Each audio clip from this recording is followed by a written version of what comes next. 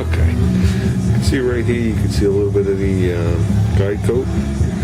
I gotta get it there in this weird shape right here. I just gotta put a little dent, and then I can finish this off. Actually, most of this can be sanded out. I just want to put a hair of the glaze on here and then sand it out. Same with over here. Some of this is all coming off, as well as this edge has to be sanded. So I'm just leaving this edge here to have something to put this up against, or to just dip in as I try and do it. Okay.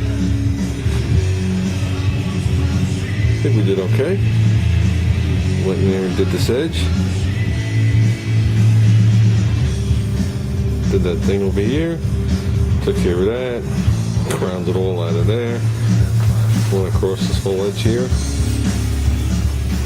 Went across here, you know, from where it made a lip.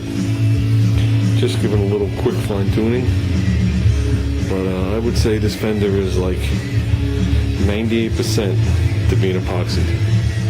So like I said, I took care of this problem. Took care of that problem. Took care of the thing. I'm just rambling, I guess. To me, the fender feels perfectly straight. I know there's no gloss on it whatsoever.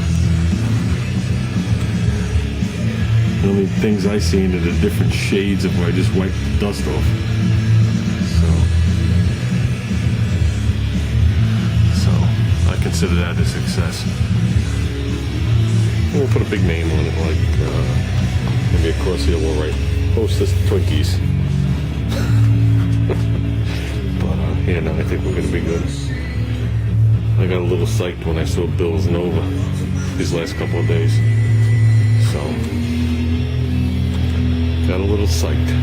If I could pop this fender back off, we're gonna epoxy it, slick sand it, and re-epoxy it. And then the rest of this car is probably just gonna be scuffed down and epoxy down the sides. That's gonna be it for the year. Obviously this on both sides. I gotta go over the other side and make sure I got it all.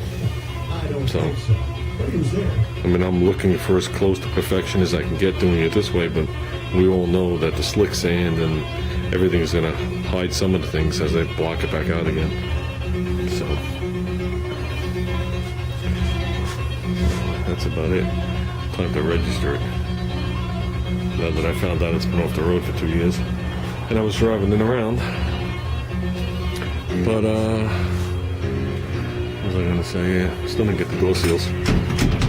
That's next. Actually, I'm going to start cruising the sites tonight looking. My biggest fear is, I don't know if you guys have run into this. My brother, one of his cars is a 70 Vet. Nice car.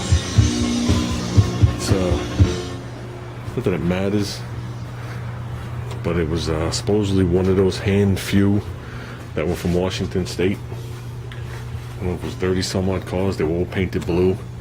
Came with some unique radiator support with a unique radiator.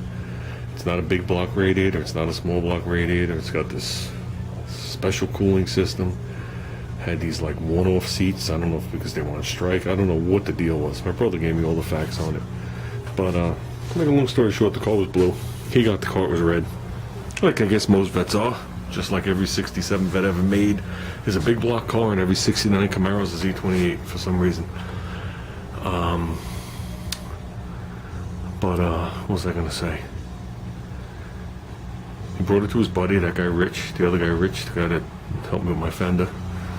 And the guy popped the doors off the car, totally gutted and stripped the doors down to glass, did what he had to do. And then he also did the actual jams deep inside the fenders and everything, right down to glass. A combination of a glass bead, a sandblast, a sanding, everything he did. And he redid everything, restored it all for my brother. And my brother supplied him with door gaskets. And I'm not sure what brand he bought. They were a popular brand, but needless to say, when the car was back together, the doors didn't close. They left the doors closed for a month to see if they would conform. And you had to be a whatchamacallit, you had to be a linebacker to close these doors. My brother took the seals off, or they took the seals off. My brother ordered them from another famous brand. I can't think of the two names. I gotta call him and ask him. Put them on, the doors closed like butter. So being this is a Rambler, and there's not too many people out there that make Rambler stuff. I'm just hoping the door gaskets I get, the doors close again when I'm done. So, but that's about it. This car requires, it really needs door gaskets, it needs window fuzzies, it needs run channels. You know, when I got this stuff off that 69 two-door, I was happy to get the stuff, forget about all that stuff. That stuff was all toast. So, and everything else, everything was pretty much dent-free and rust-free, so that's a score being living in the Northeast. And if considering the car had 0 floor left in it from sitting in this yard for 10 years. Literally 0 floor. I went in the car, and the car is a rubber mat car, which a Rambler, if you bought a 220 model Rambler, it didn't come with a carpet, it came with a rubber mat. And for years I tried to get the rubber mat from him. And then finally he gave in and told me, yeah, take the rubber mat. When I took the rubber mat, that was the only structure across, and then the ribs holding up the seat. So it appeared like there was a flaw, but the floor was actually on the ground and deteriorated. So, and that's the rubber mat that's in this car. That's the good thing. 2 doors and 4 doors have the same exact carpet / mats. Well, we just got interrupted.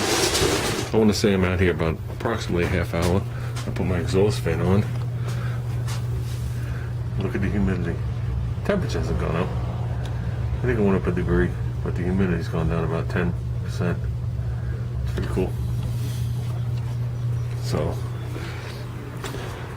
with that, I guess I just did 10 minutes worth of work, and I'm bullshitting for a half hour. That's pretty much the way it's always been since I've been working on this car. It's hard to believe I work so fast at work and so slow here. Well, sometimes I work fast at work. But, I guess that's going to be it, guys. I just wanted to knock that out. That's a weight off my mind, because now I'm back out here working on the car. And that's really all that matters. And I'm going to finish it off by leaving it with my famous sticker. And my original Ice Speedway sticker.